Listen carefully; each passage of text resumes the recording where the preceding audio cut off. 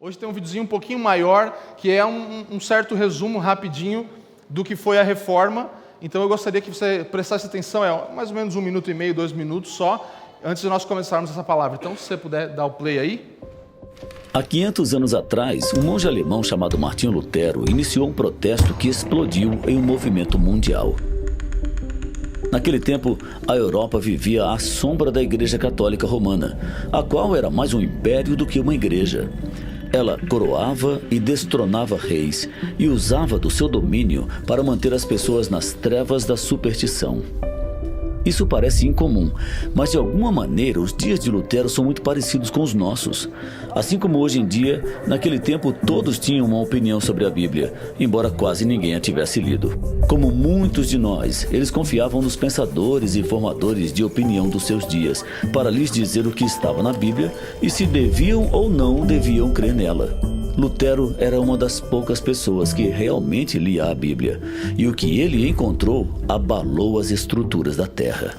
Embora ele fosse um monge, Lutero odiava o Deus da Bíblia. Mas quando ele estudou as Escrituras, o mundo ao seu redor começou a fazer sentido. Deus fez sentido. O significado de Jesus se tornou mais claro para ele. Ele descobriu a resposta para sua dúvida mais profunda: como o mal pode ser vencido. Especificamente, como ele lidaria com o seu próprio mal, seu próprio pecado. Lutero descobriu que ele não podia fazer nada para resolver este problema por conta própria. Ele teria de confiar na obra final de Cristo somente. Lutero havia descoberto a verdade central, e isso mudou a sua vida, isso mudou o mundo. A reforma protestante então girava em torno de duas coisas. Era sobre quem poderia dizer o que era a verdade e também sobre como reconciliar quem nós somos com o que Deus é. A reforma reconheceu que a palavra de Deus é a autoridade final neste mundo e que a vida perfeita e morte sacrificial de Jesus Cristo é a única saída para o mal e a única base pela qual pecadores podem se colocar diante de um Deus santo. A reforma protestante é uma história de transformação. A transformação do ódio para o amor, da escravidão para a liberdade, da fé cega para a gloriosa descoberta da verdade em Jesus Cristo. O Ministério Ligonier existe para cultivar esta transformação para uma nova geração. Numa época em que tão poucos leem a Bíblia e quando a confusão reina na igreja, nós queremos ajudar cristãos a saberem no que eles creem, por que acreditam no que acreditam, como viver o que creem e como compartilhar o que acreditam. Junte-se a nós. Eu passei esse vídeo é de um ministério que chama Ligonier. Eles são um ministério dos Estados Unidos, do qual R.C. Sproul fez parte. Ele faleceu em 2017. Então, é um vídeo que explica um pouquinho sobre o que é reforma. A gente vai deixar esse vídeo disponível depois para quem quiser. Mas, como eu falei, nós estamos comemorando esse tempo, estamos buscando entender qual é a nossa parte nessa história. E semana passada, quem não esteve aqui, pode assistir a palavra da semana passada, que nós iniciamos falando um pouco sobre metanarrativa, sobre a história de Deus por toda a história, que é a única história. A história de Deus é a história da humanidade. Ele criou todas as coisas, houve a queda, os homens pecaram, nós pecamos, houve redenção e haverá consumação. Você lembra disso? Então nós estamos felizes por isso, certo? Porque nós somos parte dessa história. E eu gostaria de colocar ênfase em algumas das frases que Sproul fala aqui, mas antes disso eu gostaria de fazer uma oração para que nós começássemos a compartilhar a palavra. Então, se você puder inclinar sua cabeça nesse momento e junto comigo orar ao Senhor. Pai, nós engrandecemos o seu nome porque você é o dono da história. Você é o autor e consumador da nossa fé. Você é aquele que escreveu a história e é também o personagem principal dessa história. Senhor, nós te agradecemos porque você decidiu invadir a nossa história. Você decidiu descer e ser parte do nosso mundo. E você também é aquele que vai consumar, terminar todas as coisas. E nós podemos ser parte disso, temos o privilégio de sermos inseridos na sua história. Nós exaltamos o seu nome, levantamos o seu nome. Se você puder, em seu coração, exalte o nome do Senhor, ou com suas palavras, diga: Deus, obrigado, porque você me fez parte da sua história. Não é a minha história, não é a história da minha família, não é a história da minha nação, é do teu povo, da tua nação, a tua história.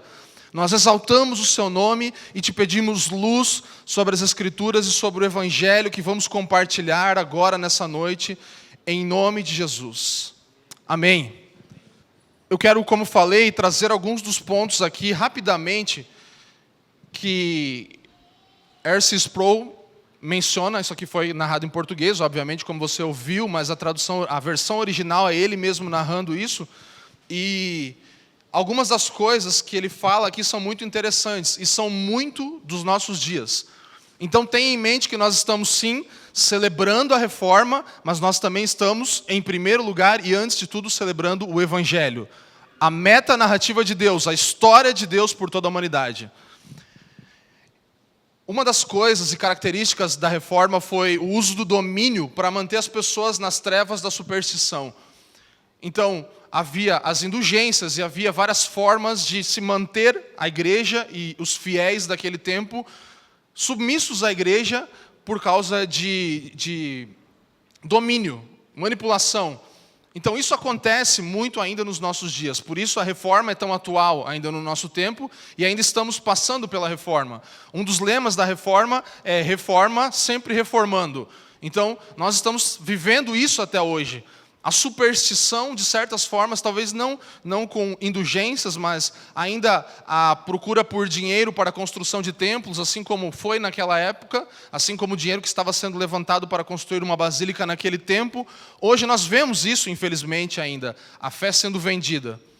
E uma das coisas interessantes e principais que nós falamos um pouco na semana passada, que é atual, muito atual, é que todos hoje têm uma opinião sobre a Bíblia, mas quase ninguém a leu. Sproul fala isso aqui, e isso é uma das grandes chaves que nós precisamos começar a resgatar e viver. Ler as Escrituras novamente. Então, você sabe, você vê ao seu redor que muitas pessoas, e até você talvez tenha uma opinião sobre a Bíblia, embora nunca tenha lido, ou esteja lendo pouco, ou mal conhece as Escrituras. Sabe até alguns textos de cor, mas não conhece a narrativa bíblica. Esse é um problema do nosso tempo, certo? Você concorda comigo? Todo mundo tem uma opinião sobre, eu concordo com isso, eu penso que esse texto vai para isso ou para aquilo, mas poucos de nós, infelizmente, falando da igreja cristã no Brasil e na terra, temos lido as Escrituras de fato. Nós temos confiado, assim como naquele tempo, mais nos pensadores e nos formadores de opinião, mais naqueles que têm 1 milhão, 2 milhões de seguidores, 500 mil seguidores no Instagram, do que na Escritura, do que no Senhor. Então, isso acontecia naquele tempo. Havia pensadores e formadores de opinião que diziam o que deveria ser feito. O quanto você tem se alimentado diariamente, em vez das Escrituras, de stories do Instagram, de vídeos do YouTube, que muitas vezes são até porções das Escrituras que são usadas, mas não há uma leitura sua, não há um dedicar seu para as Escrituras. Então esse é um problema que nós temos enfrentado, por isso necessitamos de sola Escritura novamente. Precisamos novamente que as Escrituras sejam a autoridade máxima acima dos pensadores e dos formadores de opinião do nosso tempo. E você pode nomear aí na sua mente algum que você pense, pode ser cristão ou não. Eu não estou falando de você assistir vídeo do Felipe Neto. Nós estamos falando de muitos cristãos, que nós assistimos vídeos de pessoas que usam as Escrituras, e às vezes até com verdade, mas meia verdade, ou não toda a verdade, parte de algo, ou até mesmo vídeos bons que você possa ouvir, e pessoas que estejam alinhadas à história das Escrituras. Mas não é você que está buscando, você está buscando uma autoridade em primeiro lugar que está acima das Escrituras. Então você precisa se dedicar, e eu preciso me dedicar às Escrituras novamente. E nós falaremos quando trataremos da sola Escritura aqui na nossa série. Nosso plano, para que você saiba, é que nas próximas semanas, nas próximas 5 semanas, trataremos das 5 solas individualmente. Então, teremos, além disso, mais um domingo para encerrar o ano aqui. Então, preste muita atenção, mais uma vez, nessa segunda parte introdutória.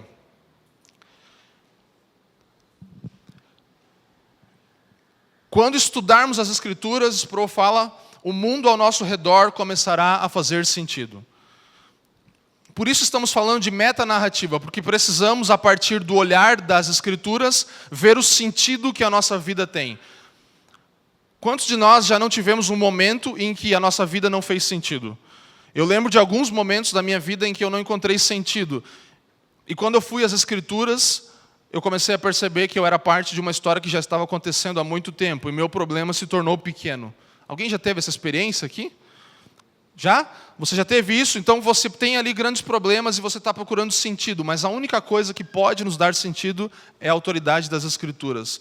É a autoridade de quem o Senhor é na nossa vida. E Lutero descobre aqui, na Reforma, que não havia nada que ele pudesse fazer por conta própria para vencer o mal. E Lutero não estava só tentando vencer o mal ao redor dele, mas o mal dentro dele. E assim surge sola fide, somente pela fé, não por obras, não por outras coisas que eu tente fazer, eu poderia me justificar. Então, por conta própria, não consigo, não posso. E por último, Sproul ele fala, quem pode dizer o que é a verdade e também como podemos nos reconciliar com quem nós somos e com quem Deus é? Quem pode te dizer isso? Alguém arrisca? Quem pode te dizer quem você é, quem Deus é, como te reconciliar com Ele? As Escrituras são as únicas que podem, é a única forma de você ouvir a voz de Deus e saber quem você é, quem Deus é, o que aconteceu e como isso pode ser restaurado. Amém? O foco aqui da Reforma, ainda que sola fide, justificação somente pela fé, seja muito conhecida, está muito nas Escrituras, porque Lutero ele foi uma das figuras, como falamos semana passada, eu não vou repetir as mesmas coisas. Ele não foi a única figura, ele não acertou em todas as coisas, ele errou em coisas muito feias. Ele fez coisas muito ruins, mas ele descobriu e ele foi um dos poucos caras daquela época que lia as Escrituras. E Sproul termina falando nesse vídeo, reconhecemos que a palavra de Deus é a autoridade final neste mundo, e que a vida perfeita e morte sacrificial de Jesus Cristo é a única saída para o mal e a única base pela qual pecadores podem se colocar diante de um Deus santo. Abra sua Bíblia no Salmo 78, por favor, se você tiver as Escrituras aí, ou o seu celular. Nos diz assim, verso 1 e 2. Escutai, povo meu, a minha lei. Prestai ouvidos às palavras da minha boca. Abrirei os lábios em parábolas e publicarei enigmas dos tempos antigos. 3. O que ouvimos e aprendemos, o que nos contaram nossos pais, não o encobriremos a seus filhos. Contaremos à vindoura geração os louvores do Senhor e o seu poder e as maravilhas que fez. Ele estabeleceu um testemunho em Jacó e instituiu uma lei em Israel, e ordenou a nossos pais que os transmitissem a seus filhos, a fim de que a nova geração os conhecesse. Filhos que ainda hão de nascer se levantassem e, por sua vez, referissem aos seus descendentes, para que pusessem em Deus a sua confiança, e não se esquecessem dos feitos de Deus, mas lhe observassem os mandamentos, e que não fossem como seus pais, geração obstinada e rebelde, geração de coração inconstante, e cujo espírito não foi fiel a Deus. Então aqui o salmista está fazendo uma menção às leis e à história, à metanarrativa bíblica, e a importância que havia de que isso fosse contado às futuras gerações, tanto para que repetissem as coisas que foram feitas de forma positiva, o temor ao Senhor, e para que não caíssem na falha, no erro, novamente, e não abandonassem o seu Deus, o seu Senhor. E existem inúmeros salmos, e especialmente os salmos, mas outros textos bíblicos que vão falar sobre isso, sobre a importância de nós contarmos às futuras gerações aquilo que ouvimos dos nossos pais, aquilo que recebemos. Eu fui uma criança que, graças a Deus, nasci, como se fala, em um lar cristão, e nasci inclusive na igreja luterana. Então eu conheci muito sobre a história da Reforma quando eu era criança, não muito, né, mas um pouco eu conheci, e posso falar, talvez até como Wesley falou, que eu aprendi mais sobre teologia e sobre o cristianismo com a minha mãe do que com outros teólogos. Isso é muito bom. E talvez alguns de vocês pudessem falar a mesma coisa aqui. E o que nós temos que entender com as Escrituras aqui é que o seu filho tem que falar isso um dia. que ele aprendeu mais sobre teologia, sobre cristianismo com você, do que com os teólogos. Para pensar, quem tem filhos aí. Imagina, você ouvir um dia o seu filho e a sua filha chegar para você e falar: eu aprendi mais sobre teologia com a minha mãe e com meu pai do que com o Leandro Vieira. Do que com qualquer outro irmão, do que com Wayne Grudem, R.C. Sproul, Alistair McGrath, todos os caras teólogos principais que nós ouvimos tanto. Será que os seus filhos vão poder dizer isso um dia para você e para as pessoas ao seu redor, depois que você se for? Sabe, essa é a importância de nós continuarmos a contar a narrativa bíblica, a entendermos, compreendermos a história de Deus, e não só compreendermos, mas narrarmos ela, escrevermos ela, publicarmos, como estamos fazendo agora, com o Evangelho completo, com Cultivar e Guardar, com tantos outros materiais que vão surgir ainda do nosso meio. Nós precisamos publicar aquilo que é a história de Deus, não mensagens e evangelhos humanistas centrados no homem, mas a narrativa de Deus precisa ser contada. Esse é o alerta, essa é a exortação do Salmo aqui. E o que é isso? Qual é a história? Primeira pergunta que você precisa ter claro em você, na sua mente: no que cremos? Nós precisamos entender no que cremos. Você sabe no que você crê? O que você crê sobre a doutrina bíblica, o que você crê sobre o Espírito Santo, sobre a Trindade, o que você crê sobre quem Deus é, o que você crê sobre criação, o que você crê sobre redenção, o que você crê sobre a consumação e a escatologia, o que você acredita? Por que nós acreditamos no que acreditamos? Eu acredito que vai acontecer assim: nós vamos encontrar o Senhor e vamos passar pela tribulação e depois somente vamos encontrar o Senhor. Ou não, eu acredito que todo mundo vai ser salvo. Não. Por que você acredita no que você acredita? Não só eu acredito nisso. Eu não concordo com tal pessoa, eu não concordo com tal coisa, eu não acredito nisso. Por que você não acredita nisso? Nós juntamos algumas pessoas, alguns amigos, e começamos a estudar teologia na pandemia pelo Zoom mesmo. E tem sido muito bom, nós temos feito isso semanalmente e temos começado a parar para pensar em coisas que nós acreditávamos, mas não sabíamos o porquê acreditávamos naquilo. E eu quero te encorajar a isso. Pense, por que você acredita no que você acredita? E mais, se você já sabe no que você acredita, e se você talvez até saiba o porquê que você acredita naquilo, como você vive, como você faz para viver aquilo que você acredita? Se você estiver anotando, anota isso aí, no que cremos. Por que cremos no que cremos? Terceiro, como vivemos o que cremos? Como você vai colocar em prática as suas crenças, aquilo que você acredita? E em quarto lugar, como compartilhar aquilo que eu acredito? Então eu creio em algo, eu sei por que eu creio naquilo, eu já estou buscando viver aquilo e estou descobrindo formas, doutrinas que vão aplicar os conceitos que eu recebi. E agora, como eu compartilho essa mensagem? Como eu compartilho o Evangelho? Sabe por que nós temos dificuldade de compartilhar o Evangelho? Porque nós não o conhecemos. Ou então porque nós não acreditamos. Ou porque então nós não sabemos por que acreditamos naquilo. Ou então porque não vivemos. Então fica difícil compartilhar, certo? Então essas 4 coisas são importantes. No que você crê, por que você acredita no que acredita, e como você pode viver o que acredita, além de compartilhar aquilo que você acredita. Na semana passada, vocês estão aqui, gente? Tudo bem? Então tá bom. Na semana passada eu falei algo, e isso é muito interessante. A época da Reforma foi a época de maior criatividade na história do cristianismo. A criatividade fluiu naquele tempo, e o Leandro não estava aqui, mas Leandro, eu falei que nós publicamos 2 materiais exatamente. A revista Cultivar e Guardar chegou um dia antes do aniversário da Reforma, e o livro do Leandro foi lançado no mesmo dia que chegou a revista. Nós nem planejamos, a gente tentou até evitar de sair tão junto, mas meio que foi. Apesar de que a revista já chegou, se você quiser comprar tem ali. Mas foi muito interessante, porque eu parei para ler alguma coisa e vi que essa foi uma das épocas mais criativas, justamente em um momento que nós estamos também colocando a nossa criatividade em materiais literários para fora, sendo que já estávamos buscando fazer isso há tempos.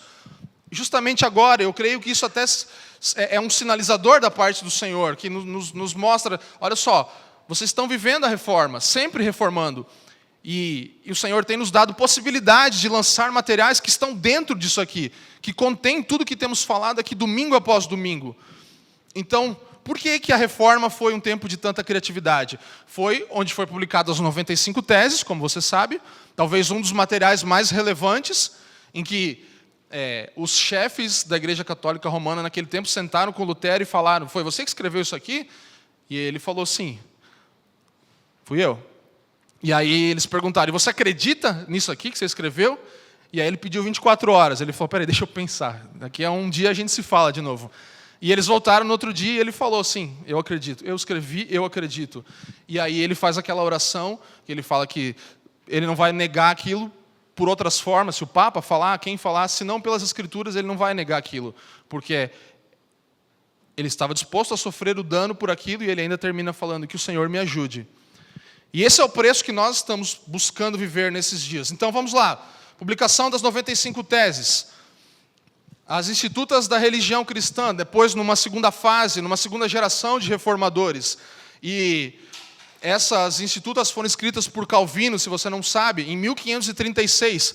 Em 1536 ele publicou uma obra de 6 capítulos. E ele foi fazendo novas edições naquilo, até que em 1559, ou seja, 23 anos depois, esses 6 capítulos viraram 80 capítulos divididos em 4 volumes, que são as institutas da religião cristã até hoje. Então a gente pode ficar trabalhando no evangelho completo aí por 23 anos, para ele ficar completo, né? 4 volumes. Começou aí com quantos capítulos, Leandro? 8, 10, por aí? 7. Isso aqui foi muito interessante. Falei: que legal, isso é realmente continuar a reforma, né? Isso é realmente deixar-se reformar pelo Senhor. E a ênfase de Calvino, e nós vamos falar isso aqui em algum momento um pouco mais, foi muito sobre a relação da igreja com a cidade, sobre política, sobre várias coisas. A gente fala e pensa muito no calvinismo como algo que tem relação somente com a salvação, mas até o luteranismo aqui, o início da reforma, tem mais a ver com a salvação. Eram as questões aqui de soteriologia, eram principais. Mas o calvinismo e Calvino e sua vida, ainda hoje o calvinismo é um dos movimentos mais poderosos e significativos da história da humanidade. Porque trata de questões políticas, de questões da cidade, do Estado, das nações, de interesse da sociedade. Então o calvinismo foi isso. E isso foi da criatividade da reforma, o tempo mais criativo talvez da história cristã. E houve também um desenvolvimento da leitura teológica mesmo, como essas citadas acima. Nós começamos a perceber uma consciência na época da reforma sobre a necessidade de comunicação e defesa de ideias. Então, nesse mesmo tempo da reforma surgem os catecismos, surgem as confissões de fé, surgem também as primeiras teologias sistemáticas, começam a surgir naquela época, e materiais muito relevantes para nós hoje surgem naquele tempo. Então, essa criatividade foi necessária para que a cosmovisão daquele tempo fosse confrontada pela cosmovisão cristã. Lutero ele começa a desenhar, e depois outros reformadores, são vários, citei alguns na semana passada, e nós percebemos uma história se desenhando e uma metanarrativa sendo resgatada novamente, porque naquele tempo também ela havia sido anulada e colocada de lado, assim como vai acontecer depois, nos anos subsequentes novamente, por isso vivemos o que vivemos hoje. Então nós precisamos realmente voltar a ter essa consciência da necessidade de usarmos da nossa criatividade, daquilo que temos, para contar a história de Deus, para contar a metanarrativa bíblica. Vamos para a nossa primeira citação. Alistair McGrath, em sua teologia sistemática, ele fala assim, a reforma foi um movimento complexo que apresentava um programa bastante vasto. O debate concentrou-se, por um lado, na questão das fontes da teologia cristã e, por outro, nas doutrinas resultantes da utilização dessas fontes. Então, a reforma foi esse movimento complexo que ele mostrava um programa grande, vasto, mas isso se concentrou em duas coisas. As fontes da teologia cristã, onde estava a verdade, quem tinha a verdade, ou seja, descoberto que só as Escrituras, e depois as doutrinas resultantes da utilização dessas fontes. Então, nós cremos assim, E aí doutrinas surgem baseadas naquilo, não doutrinas de homens, mas doutrinas das Escrituras, que tiveram seus erros e equívocos ao longo da história. Mas a ideia foi buscar fidelidade. Então, novos concílios eram feitos. A fidelidade às Escrituras foi uma característica. E como nós precisamos disso nos nossos dias, certo? Como precisamos de fidelidade às Escrituras no nosso tempo? Como precisamos resgatar isso? Salmo 67 vai falar um pouco novamente sobre essa ideia. Eu queria que você realmente nessa noite saísse com essa ideia de que você tem responsabilidade de contar essa história para as futuras gerações. Eu e você temos a necessidade de compreender o que cremos, por que cremos naquilo, como podemos viver o que cremos e como compartilharemos o que cremos com nossos amigos, na nossa contemporaneidade e aos nossos filhos e aos filhos de seus filhos. Salmo 67. Seja Deus gracioso para conosco e nos abençoe e faça resplandecer sobre nós o seu rosto, para que se conheça na terra o teu caminho. Verso 2. Para que se conheça na terra o teu caminho e em todas as nações a tua salvação. A ênfase aqui é essa, para que na terra toda o caminho do Senhor fosse conhecido. E a referência do primeiro verso é justamente algo da época de Moisés, uma bênção desse tempo. Seja Deus gracioso para conosco e nos abençoe e faça resplandecer sobre nós o seu rosto. E depois de buscar essa referência na história cristã, o salmista continua falando: para que se conheça na terra o teu caminho e em todas as nações a tua salvação. A necessidade de resgatarmos as coisas antigas. Leandro falou aqui um pouco agora sobre a tradição, que não é o tradicionalismo. Nós não podemos negligenciar. A nossa tradição, por muitos, muitos anos, talvez tenha sido a não tradição, a itradição, talvez, ou, sabe, deixar de lado tudo, porque nós temos um equívoco e pensamos que nós vamos começar algo do zero. Esse é o problema da nossa geração. Nós acreditamos que nós temos algo que ninguém teve.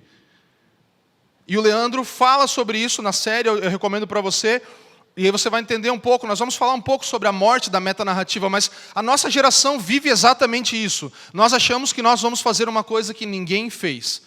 Nós achamos que nós vamos viver o jeito de igreja certo, que até hoje ninguém nunca descobriu como viver. Esse é o nosso diagnóstico. Nós vamos falar um pouco sobre ele. Mas eu quero de novo trazer a ideia, porque eu creio que essas duas palavras, elas são muito importantes para a continuidade das solas que vamos falar. Então, nós temos aqui de novo as três coisas. Reforma, porque estamos falando sobre ela. Estamos falando sobre metanarrativa de novo, a história de Deus, a grande história de Deus, a metanarrativa, a história principal e cosmovisão.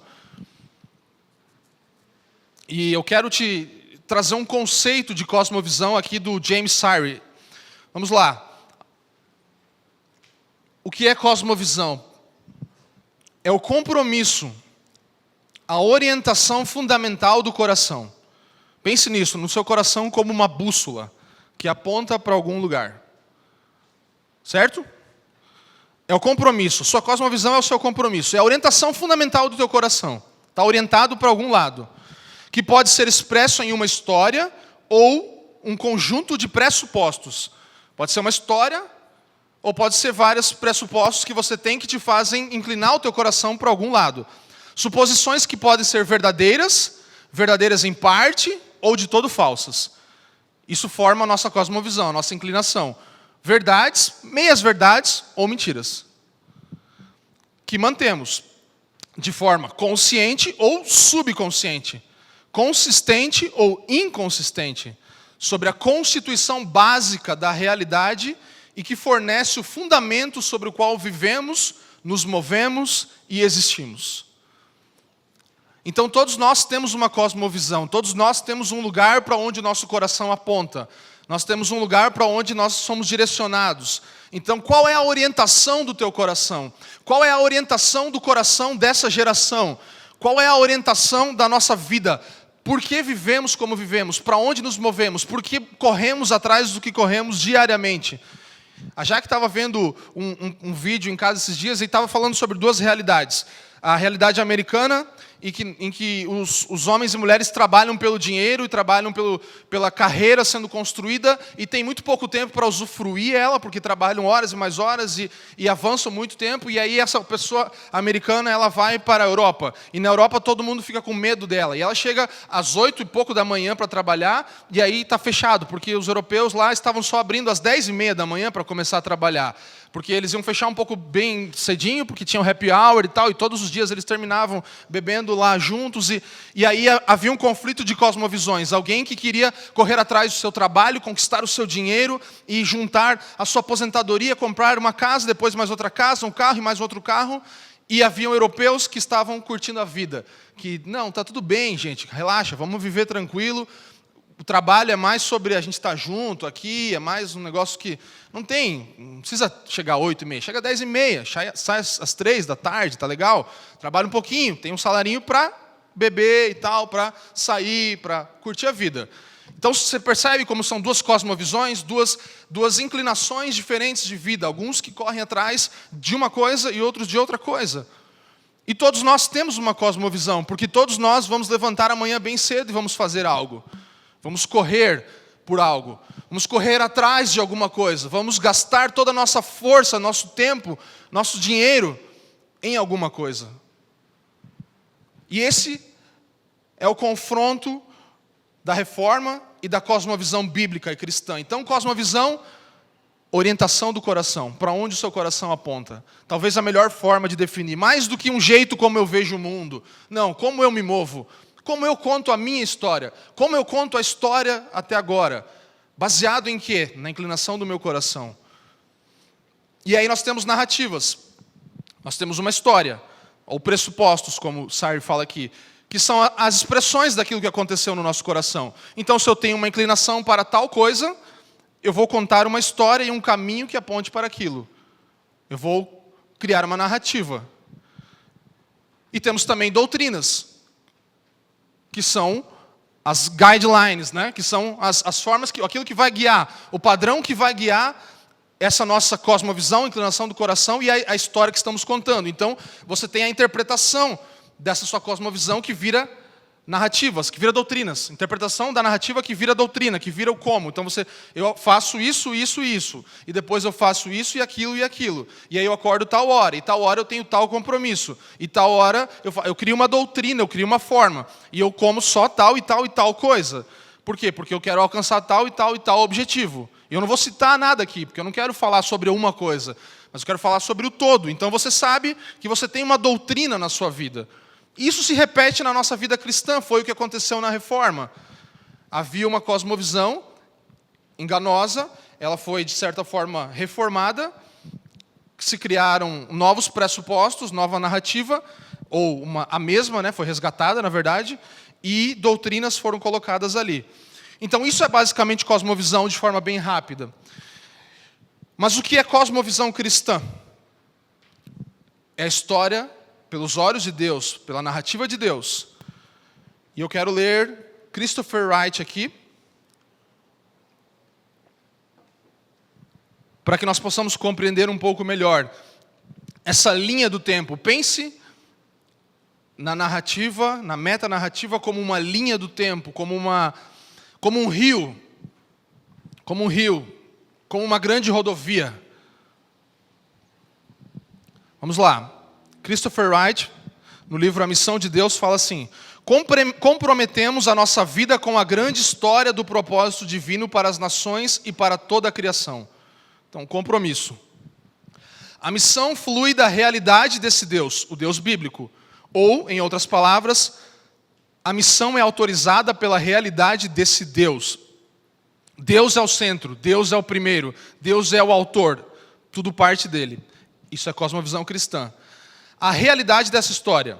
É inegável que o Antigo Testamento conta uma história, mas o meu ponto aqui vai muito além disso. O Antigo Testamento conta a sua história como a história, ou como parte da história suprema e universal, que, em última análise, abarca toda a criação, todo o tempo e toda a humanidade. Por isso há uma história acontecendo.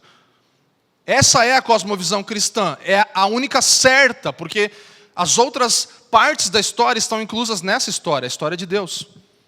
Em outras palavras, as leituras desses textos do Antigo Testamento nos convidam a vislumbrar uma metanarrativa, uma narrativa maior, que compreende uma série de narrativas menores. E é nessa narrativa maior que se baseia, assim como acontece com todas as metanarrativas e cosmovisões. Uma cosmovisão afirma explicar como as coisas são, como vieram a ser e o que no fim virão a ser. Deu para entender um pouco? Mais ou menos? Deu? Então é isso que é a cosmovisão cristã, é uma metanarrativa. Assim como existem outras metanarrativas ou histórias mestres, nós estamos inseridos nessa, sim, mas não é a nossa história, é um rio que flui, em que tem afluentes, há pequenos rios que fluem daquele rio maior, mas a história é aquele grande rio. Há uma grande rodovia, imagina que é a BR-101, e você vai ter uma saída que sai para Joinville, outra que sai para Bombinhas, outra que sai para Florianópolis, mas elas são todas fluentes, elas nascem dessa grande rodovia, que é a história de Deus, que é a metanarrativa cristã, é a linha do tempo. E mais uma vez, de acordo com Wright aqui, eu quero trazer 4 perguntas, se você estiver anotando, em relação a compreendermos isso. Está claro para nós, essa história? Tudo certo? Amém, né? Mais ou menos. Então vai. Onde nós estamos nessa história? Onde estamos? Essa é uma pergunta que precisamos nos fazer. Todas as vezes que vamos às Escrituras, perguntar ao Senhor, Senhor, onde estamos na história, nessa linha que você está escrevendo? Quem somos? Quem sou eu na fila do pão? Quem sou eu na metanarrativa cristã? Quem sou eu na cosmovisão bíblica? O que deu errado? Alguma coisa deu errado nessa história. Senão as coisas não estariam como estão. Certo? Qual é a solução? Qual é a solução se deu alguma coisa errada? Como nós vamos resolver? Percebe que nós tínhamos que ter respostas para isso na ponta da nossa língua? Nós não poderíamos titubear quando fôssemos confrontados pelas cosmovisões ao nosso redor, que pensam que o mundo só vai de mal a pior, que pensam que nós vamos evoluir e um dia nos tornarmos todos grandes deuses, ou que pensam que nada faz sentido, tudo é nada. E nós que somos detentores da grande narrativa, não temos uma resposta para quem somos, onde estamos, o que deu errado e qual a solução. Nós, como falei na semana passada, fugimos das perguntas do cafezinho para gols da rodada. Quem ganhou a eleição nos Estados Unidos? Não vamos falar dessa coisa aí porque é muito complexo. Vamos falar de quem ganhou a eleição, que já está ali, né? Tem resultado, todo mundo viu, então vamos discutir só isso. E nós fugimos de contar a história, porque nós não estamos comprometidos com aquilo que eu li no início, de contar a história para as próximas gerações. Nós não estamos comprometidos em compreender a história e contar ela para os nossos filhos. Infelizmente, nós estamos ocupados com tantas outras coisas. O nosso coração está inclinado para muita coisa. Para a gente parar e ter uma resposta para essas perguntas para quem está ao nosso redor, para a gente parar com os nossos filhos em casa e contar a história de Deus. Não estou falando de ler a Bíblia, é contar a história de Deus. É diferente. Nós muitas vezes lemos a Bíblia sem entender que aquilo é parte de algo, que aquilo não está isolado, que aquilo não é sozinho. Certo? Então eu quero rapidamente responder a essas perguntas. E isso aqui é de acordo com Christopher Wright, porque não tinha como eu fazer melhor do que isso aqui. Então, imagina, né? Onde estamos? Qual é a natureza do mundo ao nosso redor? Essa é a essência dessa pergunta. Qual é a natureza do mundo ao nosso redor? De acordo com a cosmovisão cristã, habitamos a Terra. Ou alguém? Marte? Não. Habitamos a Terra, que faz parte da boa criação do único Deus vivo e pessoal, Yahweh. Então, onde estamos? Nós habitamos na Terra, criação de Deus, único Deus, Deus pessoal, criador de todas as coisas, sustentador de todo o universo. Habitamos a Terra. Quem somos? Qual é a natureza essencial da humanidade? E a resposta da cosmovisão cristã é: somos seres humanos criados por esse Deus, a imagem dele, somos criaturas de Deus, mas somos únicos entre as demais criaturas em nossos relacionamentos e responsabilidades morais e espirituais. Então essa é a nossa natureza como humanidade. Somos parte dessa criação toda, criada, tudo ao nosso redor, mas nós somos distintos. Por quê? Temos uma responsabilidade, temos relacionamentos, temos moral a cumprir, temos responsabilidades espirituais a cumprir. Então, esses somos nós. Você não é uma árvore, você não é um animal, você não é uma mosca, você não é um dinossauro, amém?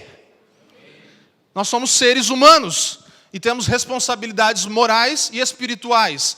Temos responsabilidades relacionais que o resto da criação não tem. Parece muito básico, mas a gente parece que às vezes vive como planta. Ou como um cachorro. Né? Só quer carinho, tá carente, né? Um gatinho, né? Esfregando na perna, assim. Entende? Às vezes a gente perde a noção de que nós somos a imagem de Deus, não a imagem de um outro animal. Deus não nos criou a imagem de outros seres que Ele criou. Ele nos criou a imagem dEle mesmo. Ele não nos criou a imagem de outra criatura qualquer. Ele nos criou a imagem dEle mesmo. Para a relação, para a responsabilidade, para relacionamentos. E o que deu errado? Terceira pergunta. Por que o mundo está em desordem? Tanta desordem. Resposta, de acordo com a cosmovisão cristã, com nossa rebeldia e desobediência, não dos nossos pais, não de Adão e Eva, com a nossa rebeldia, certo? Nossa rebeldia e desobediência a Deus, ao Deus Criador, causamos a confusão que hoje vemos ao nosso redor em todos os níveis da nossa vida, dos nossos relacionamentos e do meio ambiente. Por causa da nossa desobediência e da nossa rebeldia, nós causamos tudo o que está acontecendo. Por que tem um caos? Porque Deus perdeu o controle. Não. Por causa da nossa desobediência e da nossa rebeldia, tudo que está ao nosso redor, todos os relacionamentos foram afetados. Eu não consigo me relacionar direito nem comigo mesmo, quanto menos com alguém perto de mim. Esse é o cenário da depravação total, lembra? Nós não conseguimos nos relacionar com Deus, porque nós erramos e erramos feio. Então, de quem é a responsabilidade? De quem? Nossa, minha. E qual é a solução? A quarta pergunta. É bastante coisa, eu sei, mas é o único jeito de fazer isso. O que nós podemos fazer a respeito? Se nós entendemos onde estamos, quem somos e o que deu errado, o que faremos a respeito? E aqui vem uma das sacadas da reforma. Não podemos fazer nada com as nossas próprias forças. Não podemos fazer nada com as nossas próprias forças. Mas Deus tomou a iniciativa da solução ao escolher e criar um povo, Israel, por meio do qual Ele pretende abençoar todas as nações da terra e, no fim, renovar toda a criação. Essa é a solução. Nós não podemos fazer nada. Não há obra nossa que vai mudar isso. Nós não precisamos ser agentes sociais de Deus, ainda que podemos fazer obras sociais, mas somente dentro dessa cosmovisão. Somente da compreensão que por forças humanas nada conseguiremos. Mas Deus novamente toma a iniciativa. E Ele entra na história mais uma vez, escolhe criar um povo, e por meio desse povo Ele pretende abençoar todas as nações da terra. E depois Ele quer renovar, e Ele vai fazer isso com toda a criação. Sabe, essa realidade, a realidade dessa história inclui a nós. Amém? Inclui a nós. Porque ela vai apontar para um futuro que inclui todas as nações. Então nós somos uma nação, então nós estamos inclusos nisso. Isso é bom, isso nos alegra, isso nos deixa felizes. Abra comigo em Atos 7, 2 e 3, rapidamente. Então lhe perguntou o sumo sacerdote. 2. Estevão respondeu: varões, irmãos e pais, ouvi. O Deus da glória apareceu a Abraão, nosso pai, quando estava na Mesopotâmia, antes de habitar em Harã. E lhe disse: sai da tua terra e da tua parentela e vem para a terra que eu te mostrarei. aqui Deus começa a formar o seu povo, certo? E isso vai acontecendo e está acontecendo até hoje. Então, há uma história que iniciou com o povo de Israel aqui. Vamos pular lá para o versículo 17. Como, porém, se aproximasse o tempo da promessa que Deus jurou a Abraão, o povo cresceu e se multiplicou no Egito. E aí a história continua. Você percebe? Aqui já é um exemplo da continuidade, onde nós podemos perceber que havia uma promessa e esse plano da promessa está continuando até hoje. Então, aí que a palavra promessa, ela é muito, né, ela é muito, não sei, tem uma definição, não sei a palavra, não estou pensando na palavra, mas ela pode, às vezes, nos enganar, né? Muitos de nós viemos de contextos em que as promessas eram todas para nós, né? Desde da caixinha de promessas até as músicas sobre promessa e até quem tem promessa não morre, né? Alguém? Então, a nossa visão e o nosso entendimento sobre promessa nos frustra, porque nós achamos que tudo é para nós. Porque nós pegamos as promessinhas ali, querendo um consolo, e fala, Deus, obrigado por essa palavra. E você se apega a algo que não é parte, que está totalmente fora, desconexo da metanarrativa da história de Deus dentro da humanidade, da história com o povo de Israel. Não tem como você pegar uma promessa qualquer das Escrituras e dizer, não, porque eu sou como tal personagem bíblico, e você pode se identificar com os personagens bíblicos e tudo isso, mas não temos como ficar usando essas coisas e tomar as promessas no âmbito pessoal, sabe? As promessas, elas têm um objetivo, e a promessa aqui, dada a Abraão, se estende até nós, que é de que toda a terra, todas as nações seriam abençoadas por nosso intermédio, agora partes do Israel de Deus. Amém? Então, se você tem uma promessa, que você será uma bênção. Essa é a minha sua promessa. Eu serei uma bênção. Amém? E não eu receberei bênçãos. Eu serei uma bênção, porque é a promessa dada aos nossos pais. Nós seremos uma bênção a todas as nações. Percebe como isso precisa mudar em nós cada vez mais. Então, reconfigure, ressignifique a palavra promessa dentro de você, dentro do seu coração. Sabe, a nossa vida e a vida dos outros ao nosso redor são como pequenos capítulos desse enredo, dessa história principal. Então, nossa história é significante? Sim, ela é. Mas ela é como um pequeno capítulo dessa história, um minúsculo capítulo da grande história de Deus. Ela é como uma linha da história de Deus, talvez.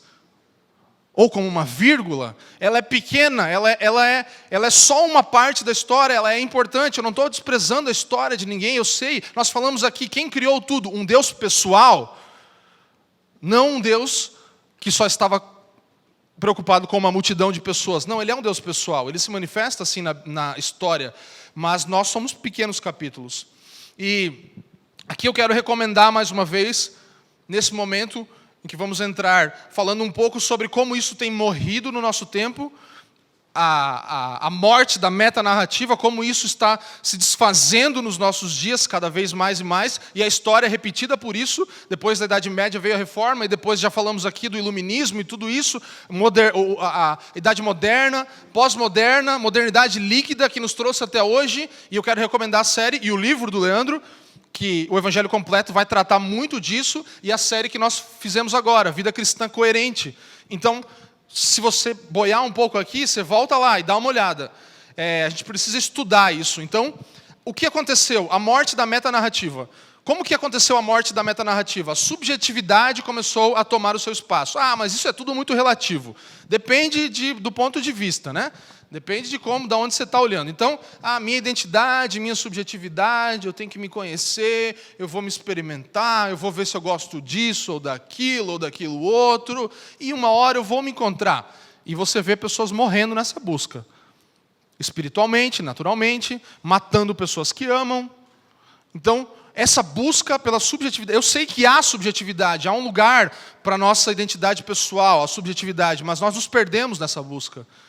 E fomos para um extremo, matando toda a metanarrativa, pensando que nós somos especiais para Deus. Mais do que a história dele toda.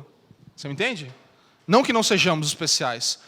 E essa falta de senso de algo maior nos leva a várias consequências, então nós perdemos a perspectiva. Pensa nos seus pais e meus pais tinham perspectivas. E ainda hoje algumas pessoas têm, talvez a futura geração vai ter menos. Mas nossos pais pensavam muito sobre o que eles fariam nos próximos anos, sobre aonde eles queriam chegar. Ainda há muitas pessoas que fazem isso, mas a maioria não faz mais isso. A maioria de nós não sabe o que vai acontecer semana que vem, não tem plano nenhum para o ano que vem, vai esperar ver o que vai rolar. Por quê? Porque você não tem mais um guia, você não precisa de nada. Vamos ver o que vai. É espontâneo, entendeu? Fluido. Então, tudo morre, não tem mais sentido, sabe? Essa falta de perspectiva nos leva a isso, a falta de planejamento, a falta de estrutura, de pensar como faremos as coisas. E eu não estou falando de controle e estrutura humana, estou falando de submeter a nossa vida a Deus e pedir: Deus, onde nós estamos hoje? Que horas são, né, Leandro? Zeitgeist, o espírito do tempo. Que horas são? Onde nós estamos no relógio do tempo? Para onde estamos indo? Para onde estamos caminhando? E isso tem a ver com a nossa relação pessoal, nosso casamento, como planejamos a nossa vida. Isso tudo está sendo jogado fora.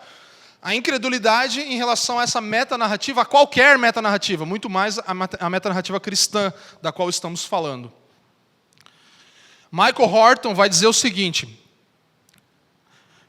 dispensar o passado em troca da aceitação escravizada da cultura moderna poderá conduzir, no final, a algo que não seja o cristianismo. Dispensar o passado, jogar fora o passado, em troca da aceitação escravizada da cultura moderna, poderá conduzir, no final, a algo que não seja o cristianismo. E aqui falando da cosmovisão cristã, da vida da igreja, da prática da igreja. Se nós desconsiderarmos o nosso passado, onde nós estivemos, onde estamos e para onde estamos indo. Primeiro, da onde viemos, qual é a nossa história, que horas são agora e o que vai acontecer amanhã. Dietrich Bonhoeffer, ele resume a religião norte-americana, e por que não a brasileira, na seguinte frase. Ele fala: é um protestantismo sem reforma. Somos protestantes sem reforma. E aqui entra mais uma vez a ideia da reforma. Então nós protestamos para tudo, mas não nos reformamos. Não queremos mudar, na verdade. Nós queremos protestar contra as outras coisas, mas não sabemos no que acreditamos direito. E é um protesto que só faz barulho. Por quê? Essa era a definição que ele deu para a igreja americana, e nós vemos a brasileira vivendo nesse tempo agora. Nós não deixamos a palavra nos reformar. Nós estamos usando a palavra como um guia para tirar coisas boas para falar conosco ali e nos dar um dia abençoado e um bom estado de mente, um bom estado de espírito. Mas não deixamos a palavra nos reformar. Sabe, o cristianismo nos Estados Unidos e agora no Brasil, cada vez mais, está se tornando meramente algo religioso e ético. Modos legais de viver, não faz isso, não faz aquilo.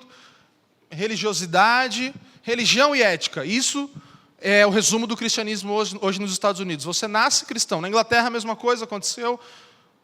A história está ali para contar. Depois nos Estados Unidos, nasce na igreja, todo mundo é gospel. E ninguém é nada. Por quê? Porque nós não deixamos a palavra nos reformar. A pessoa de Cristo, a obra de Cristo, só os Cristos permanecem em segundo plano na nossa vida. Nós temos outros focos e outros objetivos a buscar. Nós não estamos preocupados com isso porque temos muita coisa a pensar e deixamos a religião e ética serem o nosso cristianismo, basicamente. Abra comigo em Lucas 24, vamos lá. Do 45 até o 47. Jesus aqui explica as Escrituras. Você percebe que era uma dificuldade naquele tempo também. Jesus contava as parábolas, algumas coisas, e as pessoas pegavam aquilo tudo isolado e não entendiam. E aí Jesus ele sempre fazia o quê? Encaixava aquilo na história. Jesus ele sempre trazia para o ponto central novamente. Isso aqui faz parte de algo. E ele resgatava textos da lei e trazia e falava: gente, vocês não estão percebendo, não é para pegar isso aqui e entender aqui como uma parte isolada do todo. Não, é tudo algo parte de uma metanarrativa, de uma grande história. 45 fala assim: então lhes abriu o entendimento para compreenderem as Escrituras. e lhes disse: assim está escrito que o Cristo havia de padecer e ressuscitar dentre os mortos no terceiro dia, e que em seu nome se pregasse arrependimento para a remissão de pecados, e a todas as nações, começando em Jerusalém. O que é isso? Senão um resgate da história, da metanarrativa. Enquanto eles estavam falando: não, Jesus, você não vai morrer. Pedro falando: eu não vou deixar, eu morro, mas você não. E ninguém entendendo nada, todo mundo viajando, e Jesus falando: não, tem uma história, você não está entendendo, é para acontecer assim, todas as nações vão saber a partir disso. Deus invadiu a história para continuar, para que haja redenção. Houve criação, precisa haver redenção depois da queda, que é o capítulo do meio. E as pessoas ao redor de Jesus, seus amigos, estavam pensando que não seria legal ele morrer, não seria legal ele passar por isso, não seria legal ele ser humilhado. Por quê? Porque estavam pensando nas suas pequenas histórias ali, curtindo Jesus. Estavam gostando de passar com Jesus, recostados no seu peito, e estava tudo muito bom, mas Jesus falava: não, gente, vocês não estão entendendo. Tem uma coisa acontecendo muito antes de vocês. Vocês não são a última bolacha do pacote. Eu não vou usar vocês aqui para agora a gente vai fazer uma coisa que não...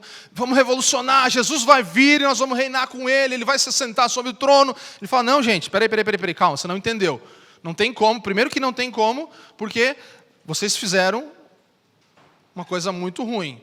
Vocês se rebelaram contra Deus, tal. E agora eu vim e eu vou fazer o sacrifício perfeito aqui. E isso é a continuidade da história, é um capítulo daquilo que vai acontecer. E isso será anunciado a todas as nações. Então Jesus estava resgatando aqui a metanarrativa, o drama divino, novamente. E o que isso tem a ver conosco hoje? E eu queria, de forma um pouco só pincelada, entrar em algo interessante aqui, que é o que nós temos feito pensando agora. Eu falei um pouco sobre o dia a dia, sobre a nossa vida, como nós devemos responder a essas perguntas para fora.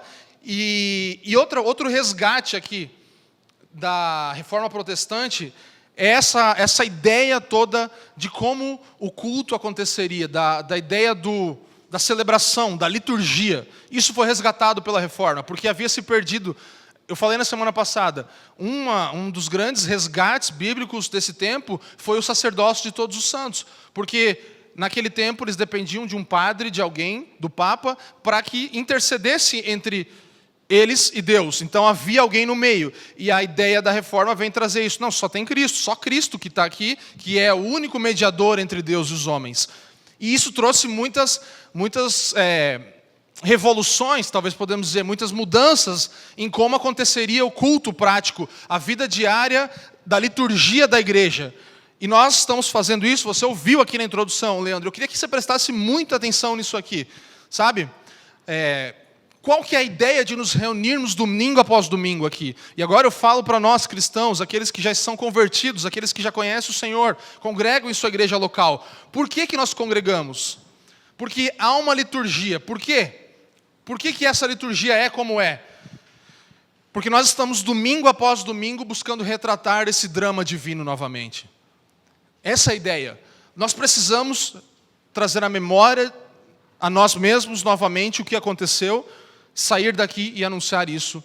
E isso precisa ser rotineiro, isso precisa acontecer de novo e de novo, porque senão nós vamos cada vez mais ser conduzidos pelo pensamento desse tempo, dessa época, desse mundo. Por isso, a liturgia funciona assim. Deus é central como objeto e sujeito do culto, da liturgia, do domingo à noite. Amém? Deus é o objeto e o sujeito das nossas reuniões. É por Ele e para Ele. É através dEle e para a glória dEle que nós fazemos o que fazemos. Então, começamos por aqui. Nós não viemos fazer nada que Ele não nos tenha chamado fazer ou permitido fazer.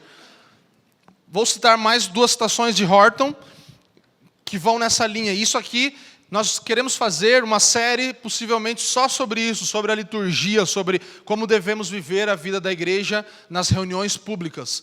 Mas, de forma pincelada, eu creio que isso é muito importante. Leandro falou um pouco no início, eu queria trazer um pouco disso. A renovação do pacto.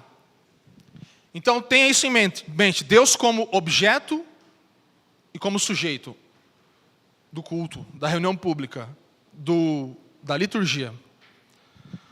Outra notável renovação do culto da nova aliança ocorreu na reforma do século XVI. Então, por isso está tudo conectado, percebe? Não tem nada aleatório aqui. Tendo sido o evangelho eclipsado pelas doutrinas e práticas dos homens. Como falamos, o evangelho foi trocado por outras práticas e doutrinas de homens naquele tempo. E os reformadores entenderam que o poder renovador estaria na pregação do evangelho, das boas novas. E não somente na pregação, mas na totalidade do culto, da liturgia da igreja, da vida da igreja.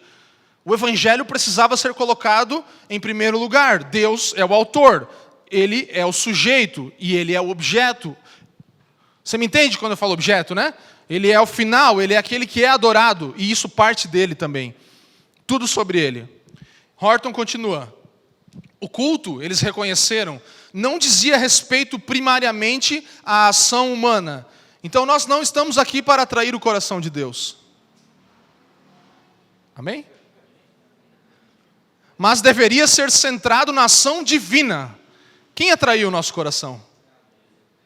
Se não fosse ele, você ia conseguir atrair o coração de Deus? Você sabe do que eu estou falando, né? Do que a gente muitas vezes erra e fica nessa e se frustra, porque aí Deus não vem às vezes, mas quando ele vem, entendeu? A gente fica preocupado em querer fazer Deus vir e trazer Deus para um determinado lugar, sendo que ele é que nos trouxe aqui. E nós agora temos um pequeno direito à resposta, lugar de fala, graças a Deus. Ele fala, vem, pode me adorar, vocês estão liberados para me adorar. Mas não pense que vocês vão fazer uma coisa que eu já não tenha feito. Percebe que isso precisa mudar radicalmente na vida da igreja? Então o culto, eles reconheceram, não dizia respeito primariamente à ação humana, mas deveria ser centrado na ação divina.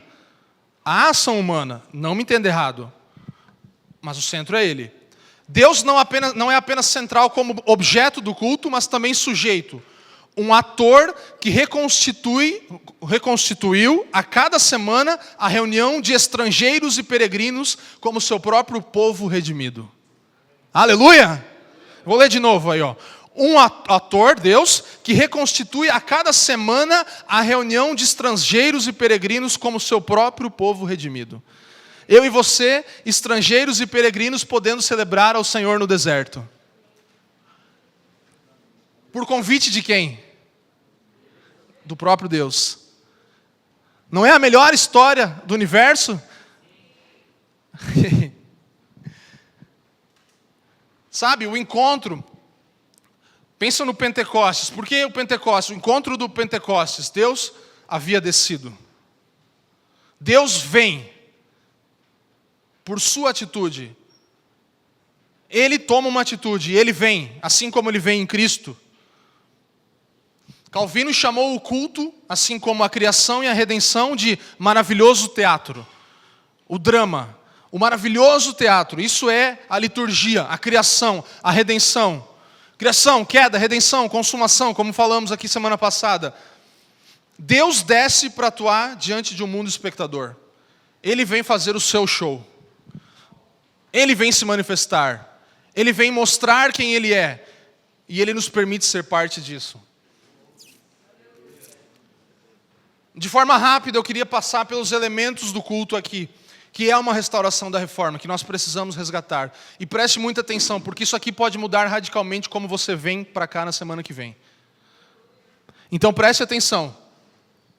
Os elementos do culto. A invocação. A graça de Deus que nos chama, Ele é o autor, Ele nos chama, Ele nos invoca. E agora nós podemos invocá-lo também. Tem lugar para invocar ao Senhor. Sim, os salmistas invocavam ao Senhor, mas por causa da invocação dele, porque ele fez isso primeiro. Não é nunca um ato primário nosso, um ato principal nosso, mas uma resposta.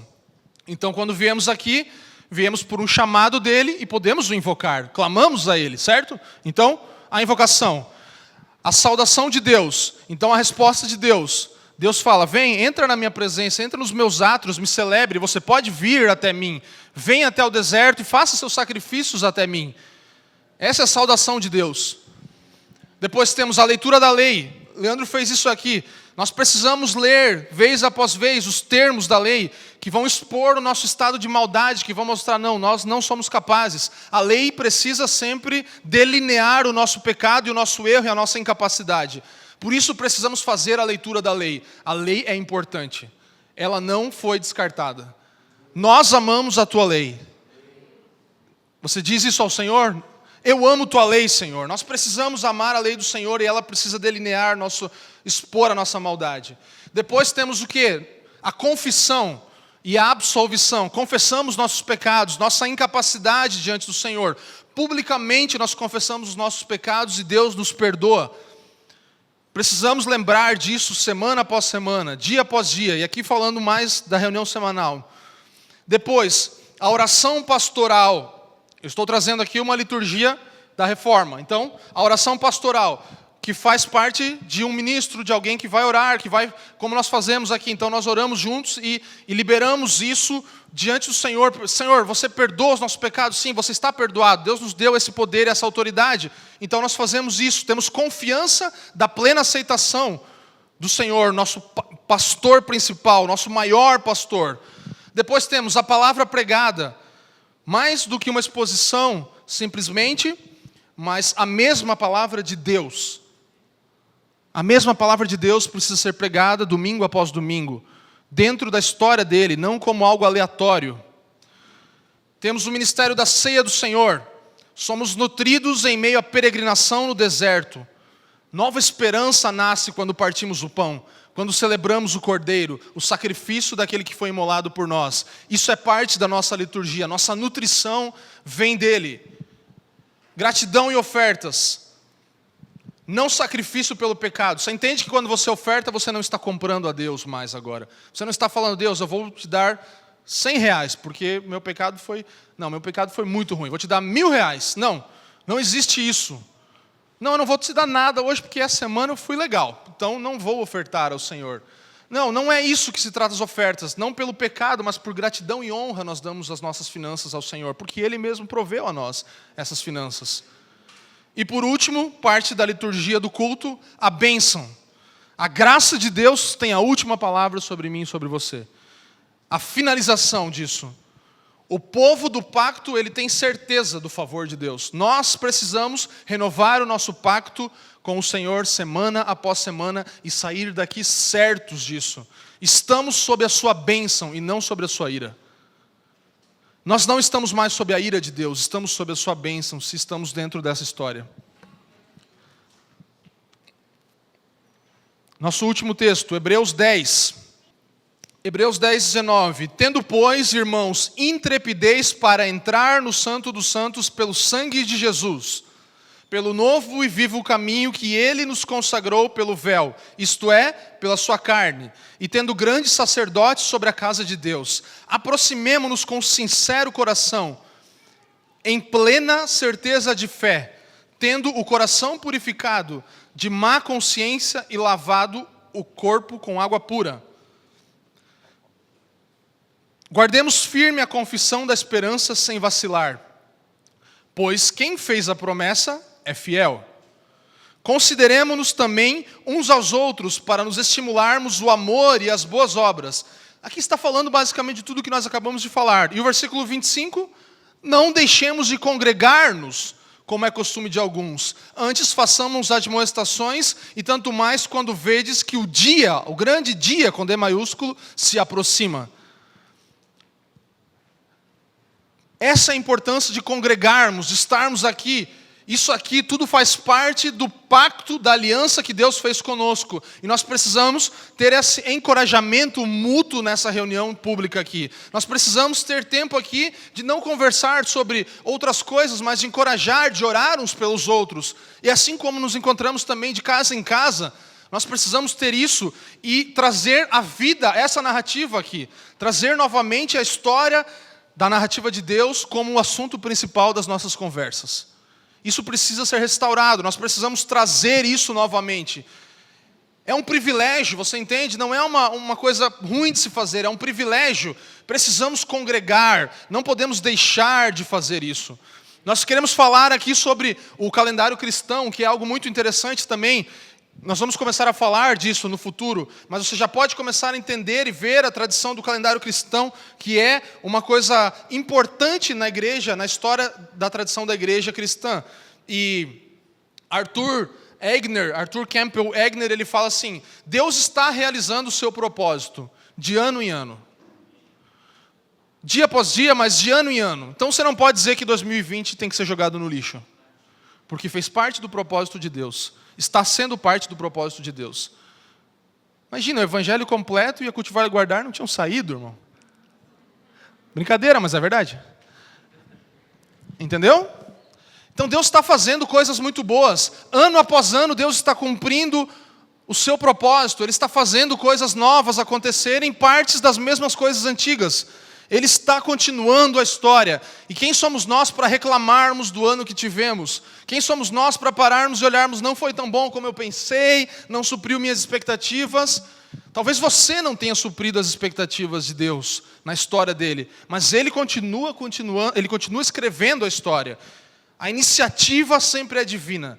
Ele é o escritor dessa história, o autor principal, e ele é também o objeto, aquele que é adorado. Michael Horton conclui dizendo assim: a reforma foi única e exclusivamente eficaz, porque, como disse Lutero, foi ao cerne do problema, a doutrina. Lembra que eu falei que cosmovisão é a inclinação do coração?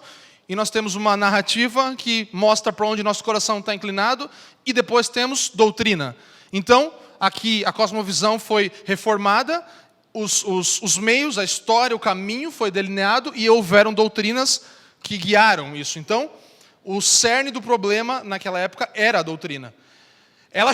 A reforma chamou as pessoas para fora de si, longe das suas boas obras e dos seus pecados. Então, fora das boas obras e dos pecados, centrado em Deus, centrado nas Escrituras. Não olho mais para as minhas boas obras e nem para os pecados. Os pecados são justificados e as boas obras não me levam a lugar nenhum. Então, foco nas Escrituras e foco em Deus. Vamos lá. Para dependerem de Cristo somente, pela fé somente. O culto todo foi transformado para dar clara prioridade ao Evangelho de Cristo. Já não era para ser visto como um sacrifício da igreja para Deus. Então nós não estamos vindo aqui, eu vou lá me sacrificar, estou dando meu tempo para Deus. Não. Já não era para ser visto assim naquela época, quanto menos hoje. Mas como serviço redentor de Deus para o povo, que em seguida saía do culto para amar e servir o seu próximo por meio de suas vocações normais. Quanto temos falado disso? Nós precisamos compreender a história da renovação do nosso pacto dia após dia para sair daqui amando e servindo o nosso próximo por meio da vida normal, por meio da escriba couro, por meio das artes do Lucas, por meio da política, por meio do design de interiores. Nós precisamos mostrar, amar as pessoas e contar a história a partir da nossa vocação. Sabe? Esse é o resultado. Nós abandonamos a justiça própria para encontrar nossa justiça somente em Deus, segundo a reforma. E agora nós podemos celebrar isso e mostrar isso na nossa vida normal, no nosso dia a dia. O resumo da metanarrativa bíblica é esse. Ela começa com Deus, que tem um propósito com a criação. Deus sempre teve um propósito com a criação. Passa pelo conflito, pelo problema gerado pela rebelião contra esse propósito que Deus tinha desde sempre. E vai concentrar a história, o maior capítulo, eu falei na semana passada dessa história, é a narrativa das Escrituras que fala sobre a redenção, é a parte da redenção, o propósito redentor de Deus sendo realizado na humanidade. No palco da nossa história humana, a grande história de Deus é que cobre, ela é maior. Nós somos pequenos capítulos dessa história. E conclui, além do horizonte dessa própria história, com a esperança escatológica de uma nova criação. Essa é a conclusão que nós ainda veremos. Então, há uma esperança que precisa ser acesa em nossos corações hoje e precisa nos mover, precisa nos fazer andar o dia de amanhã na nossa vida normal, sabe? O mesmo Deus que criou esse mundo, todas as coisas foram criadas para Ele, esse mesmo Deus veio, viveu nesse mundo, habitou entre nós, pela sua morte, pela sua redenção, ele também vai consumar a obra que ele começou. O autor da criação de todas as coisas veio, habitou entre nós, morreu, ressuscitou e vai consumar. Você percebe que Deus está em todos os capítulos? Ele sempre está lá. Ele sempre está em todos os lugares. Nós vamos viver um pequeno vapor dessa história. Nós vamos viver uma pequena parte dessa história, mas que ela seja significante.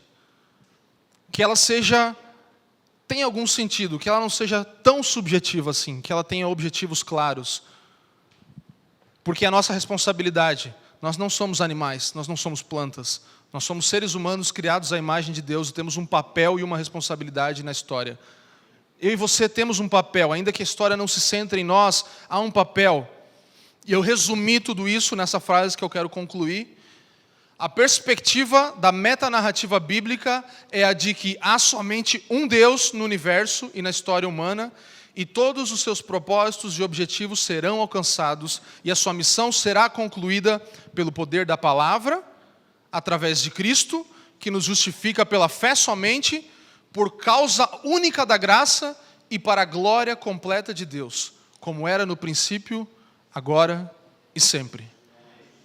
Então você vai ver as 5 solas aqui, que é a continuação da nossa série. A perspectiva da metanarrativa bíblica é a de que há somente um Deus no universo e na história humana, e todos os seus propósitos e objetivos serão alcançados. E a sua missão será concluída pelo poder da palavra, sola escritura, através de Cristo, solos Christus, que nos justifica pela fé somente, sola fide, por causa única da graça, sola gratia, e para a glória completa de Deus, como era no princípio, agora e sempre, só lhe deu glória. Só Ele a glória, porque Ele executa todas essas outras coisas, a fé, a graça, Cristo, as Escrituras. Então a quem mais a glória, senão a Ele? A Ele seja toda a glória. Sabe, nós somos reformadores, continuamos sendo reformadores e não revolucionários. Não pense em você como um cristão revolucionário. Não pense em um protestantismo sem reforma. Nós não somos revolucionários, nós somos reformadores. Há uma diferença grande entre um reformador e um revolucionário. Porque um revolucionário quer derrubar tudo e acha que vai começar uma coisa do zero.